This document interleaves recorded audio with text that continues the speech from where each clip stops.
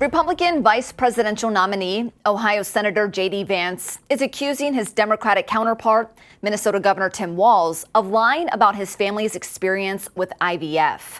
That's because Walz and his wife used a slightly different procedure called IUI to conceive.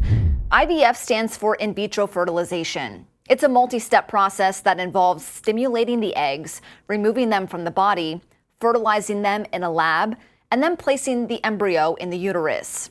IUI means intrauterine insemination. It's much less invasive and is done by injecting sperm directly into the uterus during ovulation. The sperm sample is washed to select the highest quality sperm. Then they're inserted into the uterus with a catheter to help them reach the egg. IUI is often attempted before IVF, but it doesn't face the same level of political controversy because it doesn't risk the eventual destruction of unused embryos, which some anti-abortion advocates believe deserve the same protections as unborn children. Walz has never directly said he and his wife had their children via IVF, but it's been implied by statements he's made in the past.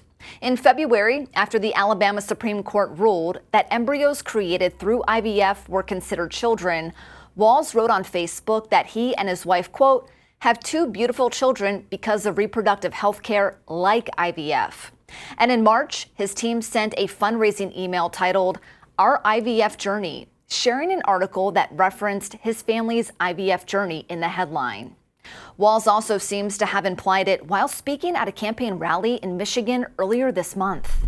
Is there anybody in America sitting around in a bar, a bunch of people talking and say, you know what we need in this country?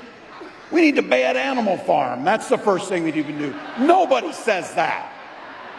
But you know what? It would be fun if it wasn't so dangerous, because then they start thinking about things like IVF and banning IVF. And I have to tell you, this is very personal for my family.